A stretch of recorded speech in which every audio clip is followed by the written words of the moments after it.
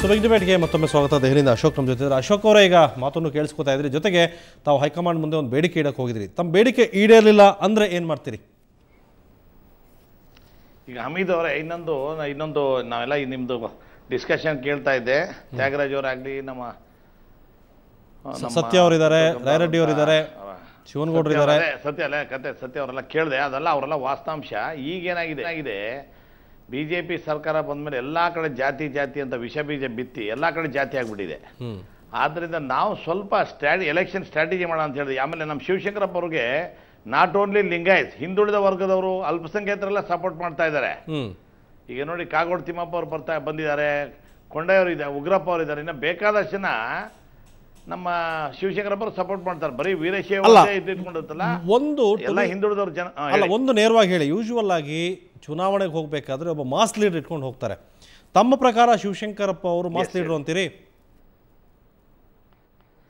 ಈಗ ನಮ್ಮ ಜನಾಂಗದವ್ರಲ್ಲ ಲೀಡ್ರು, ಅವರೇ ಮಾಸ್ ಲೀಡ್ರು ಅಂತ ಡಿಸೈಡ್ ಮಾಡಿ ಹೇಳಿದ ಮೇಲೆ ನಾವ್ ಹೆಂಗಿಲ್ಲ ಅನ್ನಕ್ಕಾಗತ್ತೆ ಹೇಳಿ, ನೀವ್ ಹೇಳಿ. ಅಲ್ಲ, ನಿಮ್ಮ ಜನಾಂಗದ ಈ ಗೊತ್ತಾಯ್ತು?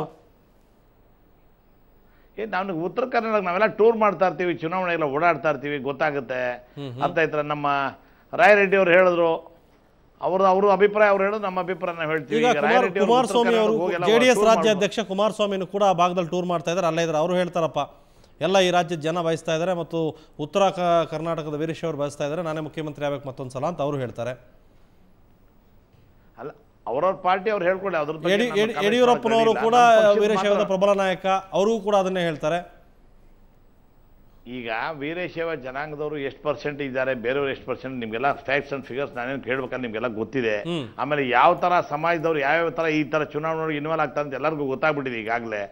ಆದ್ರಿಂದ ನಾವು ಚುನಾವಣೆ ದೃಷ್ಟಿಗೆ ನಮ್ಮ ಕಾಂಗ್ರೆಸ್ ಪಕ್ಷಕ್ಕೆ ಸಹಾಯ ಆಗ್ಲಿ, ನಾಟ್ ಓನ್ಲಿ ಲಿಂಗಾಯತ್ಸು, ಹಿಂದುಳಿದವರು, ಅಲ್ಪಸಂಖ್ಯಾತರು ಕೂಡ ಶಿವಶಂಕರಪ್ಪ ಸಪೋರ್ಟ್ ಮಾಡಿ.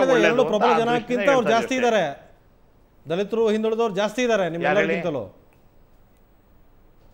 ಇರ್ಲಿ ಜಾಸ್ತಿ ಅವರು ಕೂಡ ಇದಾರಲ್ಲ, ಶಿವಶಂಕರಪ್ಪ ಅವರು ಕೂಡ ಬೆಂಬಲ ಕೊಡ್ತಾ ಇದ್ದಾರೆ. ನಾಟ್ ಓನ್ಲಿ ಬರೀ ನಾವು ಲಿಂಗಾಯತರ ಹೇಳ್ಕೊಂಡೋದ್ರೆ ಆಗಲ್ಲ. ಹಿಂದುಳಿದವರು, ಬ್ಯಾಕ್ವರ್ಡ್ನವರೆಲ್ಲ ಕೂಡ ಶಿವಶಂಕರಪ್ಪ ಸಪೋರ್ಟ್ ಮಾಡ್ತಾರೆ, ಒಳ್ಳೆ ಲೀಡರ್ ಅಂತವ್ರು ಬೇಕು ಅಂತ ಅವರು ಹೇಳ್ತಾ ಇದಾರಲ್ಲ. ಯಾರು? ಹಿಂದುಳಿದ ಜನಾಂಗ, ಅಲ್ಪಸಂಖ್ಯಾತರು ಹೇಳ್ತಾ ಇದಾರಲ್ಲ. ಸೊ ತಾವೀಗ ಹೈಕಮಾಂಡ್ ಮುಂದೆ ಬೇಡಿಕೆ ಇಡ್ತಾ ಇದ್ರಿ, ಹೈಕಮಾಂಡ್ ಒಪ್ಕೊಂಡ್ರೆ ಅಥವಾ ಒಪ್ಕೊಳ್ಳದೆ ಇದ್ರೆ ಏನು? ನಾವು ಒಪ್ಕೊಂಡೇ ಇದ್ರು ಕಾಂಗ್ರೆಸ್ನೊಳಗೆ ಇರ್ತೀವಿ, ಮೊದಲಿಂದ ಕೂಡ ಕಾಂಗ್ರೆಸ್ನಾಗ ಇದೀವಿ. ನಾನೇ ಆಗಲಿ, ಶಿವಶಂಕರಪ್ಪರಾಗಲಿ ಕಾಂಗ್ರೆಸ್ ಬಿಡೋ ಪ್ರಶ್ನೆನೇ ಇಲ್ಲ. ಕಾಂಗ್ರೆಸ್ ಸಿದ್ಧಾಂತ ಆಗಲಿ, ಕಾಂಗ್ರೆಸ್ನಾಗ ನಡೀತಾರ ವಿದ್ಯಮಾನ ರಾಯರೆಡ್ಡಿಕಿನ ನಮ್ಗೆ ಚೆನ್ನಾಗಿ ಗೊತ್ತಿದೆ. ಯಾಕಂದ್ರೆ ರಾಯರೆಡ್ಡಿ ಕಾಂಗ್ರೆಸ್ ಪಕ್ಷದಲ್ಲಿ ಯೂಶುವಲಿ ಹೈಕಮಾಂಡ್ ಒಂದು ತೀರ್ಮಾನ ಕೈಗೊಳ್ಳುತ್ತೆ. ತಮ್ಮಲ್ಲೂ ಕೂಡ ಒಂದು ಸಿಸ್ಟಮ್ ಇದೆ, ತಮ್ಮ ಪಾರ್ಟಿಯಲ್ಲಿ ಆ ಸಿಸ್ಟಮ್ ಪ್ರಕಾರನೇ ನಡೆಯುತ್ತೆ ಎಲ್ಲವೂ ಕೂಡ. ಲಕೋಟೆ ಬಂದು ನಿಮ್ಗೆ ಇಷ್ಟ ಇದೆ ಇಲ್ವೋ ಒಪ್ಕೋಬೇಕಾಗತ್ತೆ ಅಂತ ಸಿಸ್ಟಮ್ ಇದೆ. ಆದರೆ ಬಹಿರಂಗವಾಗಿ ಈ ಬಾರಿ ಕೆಲವು ಶಾಸಕರು ತಾವು ಸೇರಿ ಈ ರೀತಿ ಬದಲಾವಣೆ ಮಾಡ್ತಾ ಇದ್ರಿ. ಒಂದು, ಹಾಲಿ ಅಧ್ಯಕ್ಷರು ಇದ್ದಾರೆ, ಹಾಲಿ ಅಧ್ಯಕ್ಷರು ಕೂಡ ಅವ್ರಿಗೆ ಏನನ್ಸುತ್ತೆ ಅನ್ನೋದು ಅಭಿಪ್ರಾಯ ಏನೋ ಗೊತ್ತಿಲ್ಲ. ಆದರೆ ತಾವು ಒಂದು ಸಮುದಾಯಕ್ಕೆ ಸೀಮಿತವಾಗಿ ಒಂದು ಅಧ್ಯಕ್ಷಗಿರಿ ಬೇಕು ಅಂತ ಕೇಳ್ತಾ ಇದ್ದೀರಿ. ಹಾಗಾದರೆ ಉಳಿದ ಸಮುದಾಯದವರು ಅದನ್ನು ಪ್ರಶ್ನೆ ಮಾಡಿದರೆ ಹೈಕಮಾಂಡ್ಗೆ ತಾವೇನು ಕನ್ವಿನ್ಸ್ ಮಾಡ್ತೀರಿ? ಉಳಿದ ಸಮುದಾಯ ಅಂತಂದ್ರೆ ಈಗ ನೋಡಿ, ಅಲ್ಪಸಂಖ್ಯಾತರು ನಮ್ಗೆ ಈಗ ನಾಳೆ ನಾವು ಸೋನಿಯಾ ಗಾಂಧಿ ಮೇಡಮ್ ಅವ್ರು ಮೀಟ್ ಮಾಡಕ್ ಹೋದಾಗ ಬರೀ ವೀರಶೈವರು ಹೋಗ್ತಾ ಇಲ್ಲ. ನಿಮ್ಮ ನಾಯಕರು ಬಸವರಾಜ ರಾಯರೆಡ್ಡಿ ಇದ್ದಾರೆ, ಅವರು ಈ ಪ್ರಶ್ನೆ ಕೇಳ್ತಾರೆ, ಉತ್ತರ ಏನು? ಮಾತಾಡಿ ಸರ್. ಬಸವರಾಜ ರೆಡ್ಡಿ ಕೇಳಿ ಹೇಳ್ತೀನಿ. ಅದಕ್ಕೆ ಶಾಮನೂರು ಶಿವಶಂಕರಪ್ಪನವರು ಅಧ್ಯಕ್ಷ ಸ್ಥಾನವನ್ನು ಕೇಳಿ ಅದಕ್ಕೆ ನಂದೇನು ವಿರೋಧಿಲ್ಲ. ಅವರು ಭಾಳ ಹಿರಿಯ ಮುಖಂಡರಿದ್ದಾರೆ, ಸಂಘಟನೆ ಮಾಡೋಂಥ ಶಕ್ತಿ ಇದೆ, ಪ್ರಬಲ ಕೋಮ್ ಇದೆ, ಒಪ್ತೇನೆ. ಆದರೆ ಜಾತಿ ಆಧಾರದ ಮೇಲೆ ಕ್ಲೇಮ್ ಮಾಡೋದು ಸರಿಯಲ್ಲ ಅಂತ ನನ್ನ ಅಭಿಪ್ರಾಯ. ಏನು ಹೇಳ್ತೀರಿ ಅಶೋಕ್? ಸ್ವಾಮಿ, ಇದೇ ರಾಯರೆಡ್ಡಿ ಅವರು ನಾವು ಕಾಂಗ್ರೆಸ್ ಪಕ್ಷಕ್ಕೆ ವೀರಶೈವ ಮುಖಂಡರ ಮೀಟಿಂಗ್ ಕರೆದಾಗ ಇವರು ಕೂಡ ಹೇಳೋದು, ನೀವೇ ನಾಯಕತ್ವ ಮುಗಿಸಿ ನಾವೆಲ್ಲ ಒಗ್ಗಟ್ಟ ಹೋಗೋಣ ಅಂತ. ಏನ್ ಬೇಕಾದ್ರೂ ಪಕ್ಷದ ನಾನು ಹೇಳ್ತಾ ಇದ್ದೀನಿ, ನಾನು ಸ್ಪಷ್ಟಪಡಿಸಿದ್ದೇನೆ, ಪಕ್ಷದ ವಿಚಾರಗಳನ್ನ ಬಹಿರಂಗವಾಗಿ ಚರ್ಚೆ ಮಾಡೋಕ್ಕಾಗೋದಿಲ್ಲ. ಪಕ್ಷದ ವಿಚಾರ ಕೇಳಬಾರ್ದು ಅಂತ ಏನಿಲ್ಲ. ಅದೇ ನಾನು ಹೇಳ್ತಾ ಇರೋದು ಅಶೋಕ್ ಅವರೇ, ನಾನು ಹೇಳ್ತಾ ಇದ್ದೀನಿ, ಶಾಮನೂರು ಶಿವಶಂಕರಪ್ಪನವ್ರಿಗೆ ಅಧ್ಯಕ್ಷ ಸ್ಥಾನ ಕೇಳಿದ್ದು ತಪ್ಪು ಅಂತ ನಾನು ಹೇಳ್ತಾ ಇಲ್ಲ. ಪಕ್ಷದ ಬಗ್ಗೆ ಜಾತಿ ಆಧಾರದ ಮೇಲೆ ಹೊರಗಡೆ ಮಾಡೋದು ತಪ್ಪು ಅಂತ ನಾನು ಮಾತಾಡ್ತಾ ಇರೋದು. ಹೊರಗಡೆ ಮಾತಾಡ್ತಾ ಇರೋದು ತಪ್ಪು.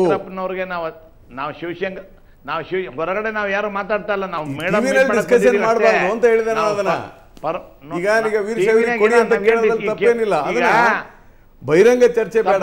ನಾವು ಅದನ್ನ ಕೇಳ್ತಾ ಟಿವಿನೇ ಕೂತ್ಕೊಂಡು ನಾವು ಪರಮೇಶ್ವರ್ ಕಿತ್ತಾಕು ಅಂತ ಹೇಳ್ತಾ ಇಲ್ಲ.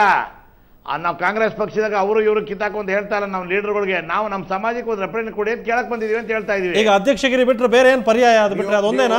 ಜಾತಿ ಆಧಾರ ಅಲ್ಲ ಅಶೋಕ್ ಅವರೇ, ಜಾತಿ ಶಾಮನೂರ್ ಅಲ್ಲ, ಒಂದ್ ನಿಮಿಷ ಅವ್ರಿಗೆ ಹೇಳ್ಬಿಡ್ತೇನೆ.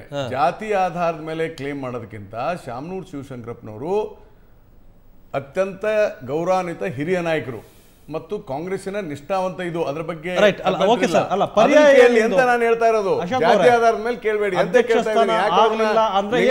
ಬ್ರ್ಯಾಂಡ್ ಮಾಡ್ತೀರಿ, ಪರ್ಯಾಯ ಏನು? ಲಿಂಗಾಯತ್ ಅಂತ ಬ್ರ್ಯಾಂಡ್ ಮಾಡಬೇಡಿ. ಪರ್ಯಾಯ ನಾವು ಕೇಳ್ತಾ ಇದೀವಿ.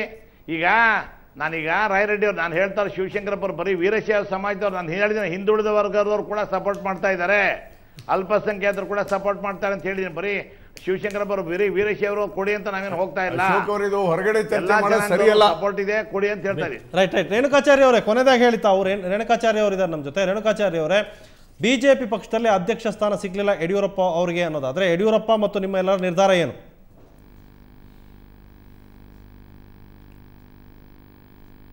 ನೋಡಿ, ನಮ್ಮ ನಾಯಕರಾದ ಯಡಿಯೂರಪ್ಪನವರು ಕರ್ನಾಟಕದಲ್ಲಿ ಕಳೆದ 40 ವರ್ಷಗಳಿಂದ ಪಕ್ಷವನ್ನು ಕಟ್ಟಿ ಬೆಳೆಸಿದ್ದಾರೆ.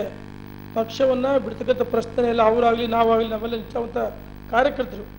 ಇವತ್ತು ಅನಿವಾರ್ಯವಾಗಿ ಭಾರತೀಯ ಜನತಾ ಪಾರ್ಟಿ ರಾಜ್ಯದಲ್ಲಿ ಮತ್ತೊಮ್ಮೆ ಅಧಿಕಾರಕ್ಕೆ ಬರಬೇಕು.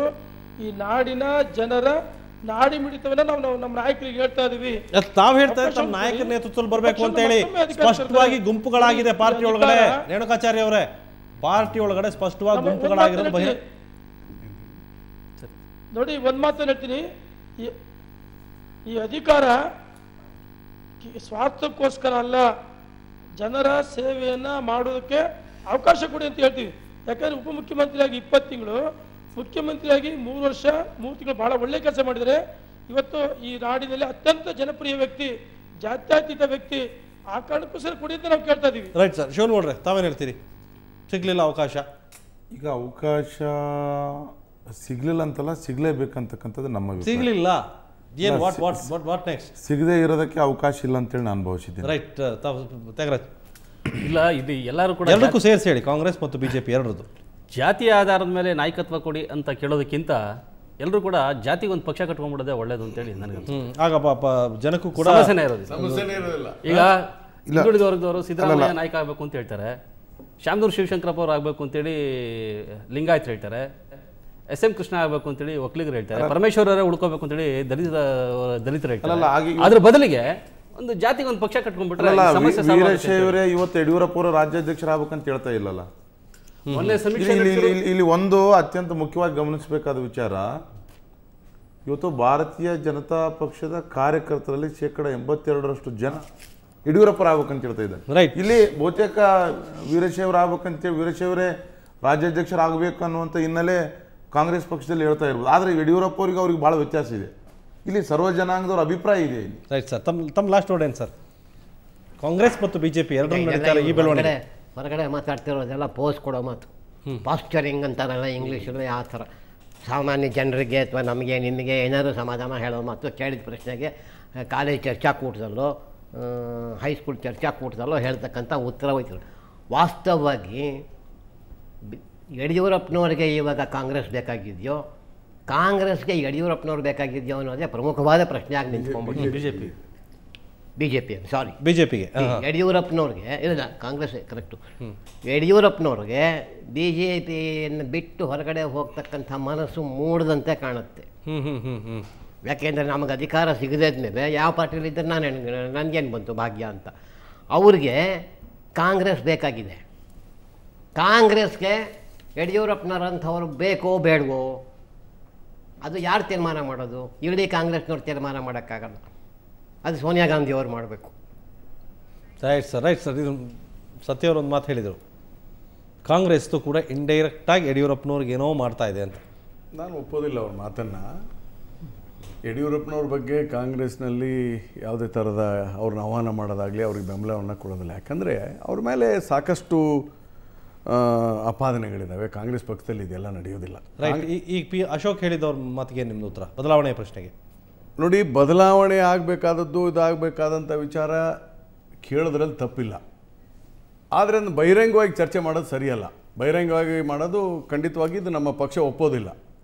ಖಂಡಿತವಾಗಿ ಒಪ್ಪೋದಿಲ್ಲ, ಇದನ್ನು ಕಾಂಗ್ರೆಸ್ ಸಹಿಸೋದಿಲ್ಲ. ಆಮೇಲೆ ಈಗ ಏನು ಮಾಡುತ್ತೆ, ಈಗ ಲಿಂಗಾಯತ ಸಮುದಾಯದ ಟೀಮ್ ಹೋಗಿದೆ, ಹಿಂದುಳಿದ ವರ್ಗದೊಂದು ಟೀಮ್ ಹೋಗಿದೆ, ಇನ್ನು ಒಕ್ಕಲಿಗರದೊಂದು ಟೀಮ್ ಇದೆ, ದಲಿತರದೊಂದು ಟೀಮ್ ಇದೆ. ನಾಗರಾಜ್ ಅವರು ಹೇಳಿದ್ರಲ್ಲ, ಹಾಗಾದರೆ ಇದನ್ನೆಲ್ಲ ನೋಡಿದರೆ ನಾಳೆ ನಾವು ಯಾವುದೇ ಪಕ್ಷಕ್ಕೊಂದು ಸಂವಿಧಾನ ಸಿದ್ಧಾಂತ ತತ್ವಗಳು ಇಲ್ಲದೆ ಆಗುತ್ತೆ. ಹಂಗಾದ್ರೆ ನಾವು ಜಾತಿ ಆಧಾರದ ಮೇಲೆ ಪಕ್ಷಗಳನ್ನು ಕಟ್ಕೋಬೇಕಾಗ್ತದೆ. ಕರ್ನಾಟಕ ಲಿಂಗಾಯತ್ ಪಕ್ಷ, ಈ ರೀತಿ ಬದಲಾವಣೆ ಒಕ್ಕಲಿಗ ಪಕ್ಷ ಅಂತ ಕಟ್ಕೋಬೇಕಾಗುತ್ತೆ. ಅದೆಲ್ಲ ಮಾಡ್ಲಿಕ್ಕೆ ಸಾಧ್ಯ ಏನ್ರಿ ಒಂದು ರಾಜಕೀಯ ಪಕ್ಷದಲ್ಲಿ? ಇದು ಸರಿಯಲ್ಲ. ಇದು ಜಾತಿ ಆಧಾರದ ಮೇಲೆ ಕೇಳೋದು ಖಂಡಿತ ತಪ್ಪು. Right sir, thank you sir. Thank you very much. ಹೇಳಿ ಸರ್. ಈ ಪೊಲಿಟಿಕಲ್ ಪಾರ್ಟಿ ಸಿಸ್ಟಮ್ ಅಂತ ಏನಿದೆ, ರಾಜಕೀಯ ಪಕ್ಷಗಳ ಸಿಸ್ಟಮ್ ನಮ್ಮ ದೇಶದ ಸಂಸ್ಕೃತಿಗೆ ಹೊಸದು. ಇದು ಇಂಗ್ಲೀಷ್ನವ್ರು ಬಂದ ಮೇಲೆ ಈ ಪಾರ್ಟಿ ಸಿಸ್ಟಮ್ ಬಂದಿದ್ದು. ಅದಕ್ಕೆ ಮುಂಚೆ ನಮ್ಮಲ್ಲಿ ಈ ಪಾರ್ಟಿ ಸಿಸ್ಟಮ್ ಇರಲಿಲ್ಲ. ಸೊ ಈಗ ಕಾನ್ಸೆನ್ಸಸ್ ರಾಜಕೀಯ ಬೇಕಾಗಿದೆ ನಮಗೆ. ಕನ್ಫ್ರಂಟೇಷನ್ ರಾಜಕೀಯಕ್ಕಿಂತ, ಅಂದರೆ ಸಂಘರ್ಷಕ್ಕಿಂತ ಸಮಾಲೋಚನೆ, ಸಮನ್ವಯದ ರಾಜಕೀಯ ನಮಗೆ ಬೇಕಾಗಿದೆ. ಪ್ರಾಯಶಃ ಜಾತಿ ಆಧಾರಿತ ಪಾರ್ಟಿಗಳಿಂದಲೇ ಆ ಸಮನ್ವಯ ಸಾಧನೆ ಆಗುತ್ತೋ ಏನೋ ಜನರಲ್ಲಿ ಅನ್ನುವ ಚಿಂತನೆ ದೊಡ್ಡ ದೊಡ್ಡ ಸಾಮಾಜಿಕ ಸಿದ್ಧಾಂತದ ತಜ್ಞರಲ್ಲಿ ನಡೀತಾ ಇದೆ ಇವತ್ತು. Right sir, right sir. Thank you sir, thank you very much. ಎಲ್ರಿಗೂ ಧನ್ಯವಾದ. ರೇಣುಕಾಚಾರ್ಯ ಅವರೇ, ಅಶೋಕ್ ಅವರೇ, ನಿಮಗೂ ಕೂಡ ಧನ್ಯವಾದ.